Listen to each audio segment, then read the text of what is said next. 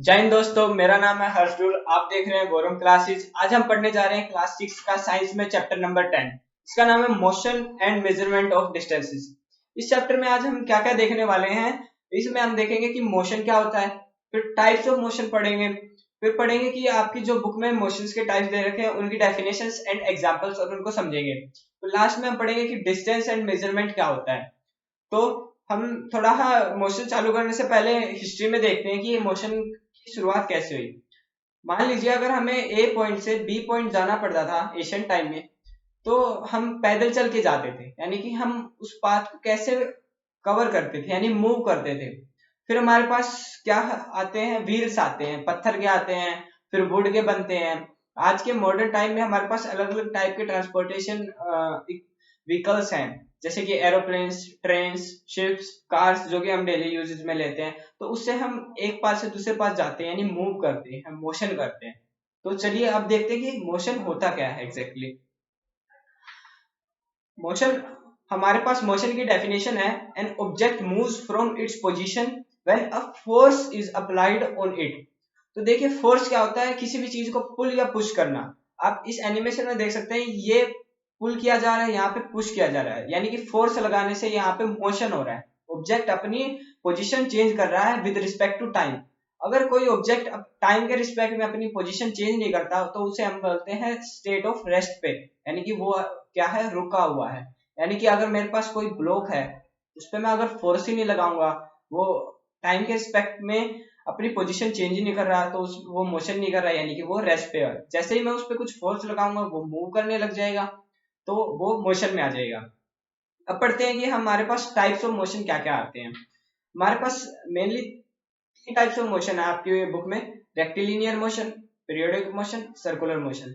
चलिए देखते हैं इनका डीप में कि rectilinear, periodic and circular motion क्या होता है। रेक्टिलिनियर मोशन की बात करते हैं तो ये मोशन होता है the object which moves along a straight path is called rectilinear motion और linear motion. It is also known as translatory motion। यानी कि आप देख सकते हैं इस एनिमेशन में, ये हॉर्स हैं, ये एक स्ट्रेट पाथ में मूव कर रहे हैं, यानी इस मोशन को हम क्या कहेंगे, रेक्टिलिनियर मोशन। मान लीजिए मेरे पास ये पेन है, इसको मैं ऐसे स्ट्रेट लाइन में मूव कर रहा हूँ ना, तो ये मैं इस मोशन को कहूंगा रेक्टिलिनियर मोशन। इसके आप डेली लाइफ में काफी एग्जांपल्स देखते हैं। आप रोड साइड पे देखते हैं कि कार्स मूव कर रहे हैं, तो वो परेड देखी होगी आपने सोल्जर्स की, वो एक स्ट्रेट पाथ पे चलते हैं, तो वो हमारे पास क्या आता है, ट्रांसलेटरी और रेक्टिलिनियर मोशन कहेंगे उसे। अब नेक्स्ट मोशन पे हम बढ़ते हैं, जो कि है हमारे पास पीरियोडिक मोशन। पीरियोडिक मोशन की डेफिनेशन समझते हैं: a motion that repeats itself after equal interval of time. यानी कि जो मोशन अपने आप को रिपीट करे इक्वल इंटरवल ऑफ टाइम के बाद। मान लीजिए जैसे हमारे पास ये एनिमेशन में है, ये इसकी पोजीशन मान लेते हैं हम यहाँ पे स्टार्टिंग। अब ये एक टाइम बाद यहाँ से आगे जा रहा है, फिर वापस आ रहा है, फिर पीछे जा रहा है, फिर वापस आ रहा है, यानी कि ये अपनी पोजीशन वापस रिपीट कर रहा है एक फिक्स इंटरवल ऑफ टाइम में। यानी कि मान लीजिए ये अगर 1 सेकंड लेता है आगे जाने में, फिर 1 सेकंड पीछे लेता है, यानी कि 2 सेकंड में आगे जाके पीछे आ रहा है, तो ये अपनी पोजीशन क्या कर रहा है, रिपीट कर रहा है। इसको हम टू एंड फ्रो कहते हैं।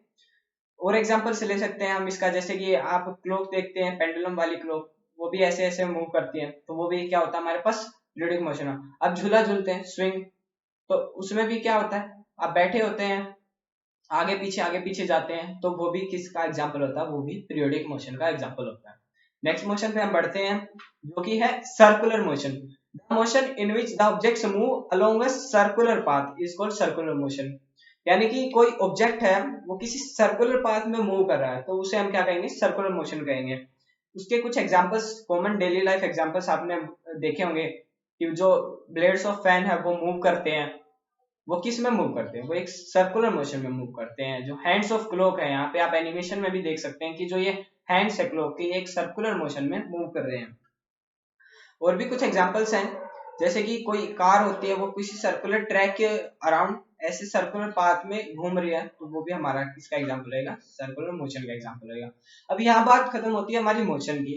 अब हम बात करते हैं डिस्टेंस क्या होती है। डिस्टेंस से आप क्या समझते हैं, मान लीजिए हमारे पास एक पॉइंट है ए, एक पॉइंट है बी, तो जो ये इसका स्पेस है ना, ये स्पेस, इसकी जो लेंथ है स्पेस की, ये हमारी डिस्टेंस कहलाती है। इसकी डेफिनेशन समझते हैं: the length of space between two points is called distance. मान लीजिए एक पॉइंट ये है, एक पॉइंट बी है, इसकी लेंथ कुछ x है, तो ये हमारी इन दो पॉइंट्स के स्पेस के बीच की लेंथ है, इसे हम क्या बोलेंगे, डिस्टेंस बोलेंगे। जैसे कि आप मान लीजिए स्कूल जाते हैं, अपने घर से स्कूल जाते हैं, तो स्कूल आपका पॉइंट हो गया जाने का, और ये पॉइंट हो गया, दो पॉइंट हो गया हमारे पास। तो ए और बी पॉइंट जो ये स्पेस है ना आपके हाउस और आपके स्कूल का, इसे हम x मान लेते हैं, तो ये जो लेंथ आएगी ना ये हमारी क्या कहलाती है, डिस्टेंस कहलाती है। तो चलिए अब आगे बढ़ते हैं डिस्टेंस से। तो अब यहाँ पे हमारी बात खत्म होती है डिस्टेंस की। अब बात करते हैं हमारी डिस्टेंस की मेजरमेंट, यानी कि अब डिस्टेंस तो पता लग गया कि डिस्टेंस क्या होती है, एक पॉइंट है, दूसरा पॉइंट है, ये स्पेस की जो लेंथ होती है वो डिस्टेंस होती है। अब इसे मेजर कैसे करें? हमारे मेजर करने के पहले एशियन टाइम में काफी तरीके होते थे। हम जैसे मान लीजिए कोई दो ट्रीज हैं, उनके बीच की डिस्टेंस को मेजर करना है, तो हम कोई स्टिक ले लेते हैं, तो उस स्टिक को ऐसे रख रहे हैं, फिर बाद में ऐसे रख रहे हैं, तो ऐसे रखते रखते हम चेक कर लेते हैं कि कितने स्टिक्स की डिस्टेंस है उनके बीच में, तो मेजर फुट से भी ऐसे हम मेजर कर सकते हैं।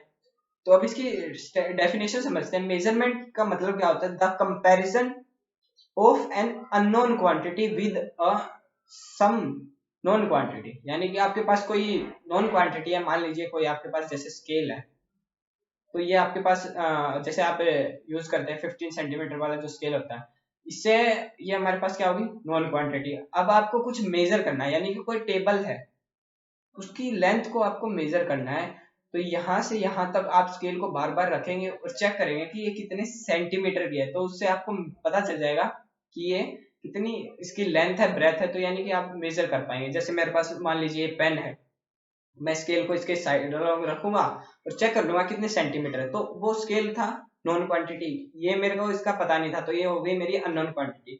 तो इसका मेजरमेंट किया, तो ये लेंथ फाइंड करना है, क्या कहलाएगा, मेरा मेजरमेंट कहलाएगा। अब मेजरमेंट से हम आगे बढ़ते हैं। मेजरमेंट की तो हुई बात खत्म यहाँ। अब चेक करते हैं कि मेजरमेंट की यूनिट्स क्या होती है, यानी कि जैसे मैंने बात की थी सेंटीमीटर स्केल की, तो वो भी एक यूनिट है। जैसे हमारे पास कुछ 4 यूनिट्स है यहाँ पे, मिलीमीटर, सेंटीमीटर, मीटर, किलोमीटर, ये सब है लेंथ यानी पाथ को मेजर करने का। अब यहाँ पे हम ना कन्वर्जन जानते हैं कि जैसे 1 सेंटीमीटर होता है, 1 centimetre is equal to 10 millimetre, 1 metre is equal to 100 centimetre, 1 kilometre is equal to 1000 metre. तो ये आपको ना जो कन्वर्जन है ये आपको याद रखना पड़ेगा, आपको काफी हेल्प करेगा आपके क्वेश्चन सॉल्विंग में। तो यहाँ पे हमें जाना कि इस चैप्टर में मोशन क्या होता है, उसके टाइप्स जाने हमने, फिर उसके एग्जांपल्स देखे, फिर हमने मोशन तो जान लिया, फिर हमने देखा कि दो पॉइंट्स के बीच की लेंथ को हम डिस्टेंस कहते हैं, डिस्टेंस पता गए, फिर डिस्टेंस को मेजर कैसे करते हैं, मेजर करने के मेथड्स देखे, फिर मेजर करने के बाद हमने यूनिट स्पेसिफाई किया कि हमारे पास जो लेंथ मेजर की वो किस किस यूनिट्स में मेजर की। आई होप आपको ये सभी कंसेप्ट समझ आ गए होंगे। तो इसी वजह से मैं विदा लेता हूँ। Thank you. देखते रहिए बोरम क्लासेस, आगे भी ऐसी अमेजिंग वीडियोस आती रहेंगी। Thank you.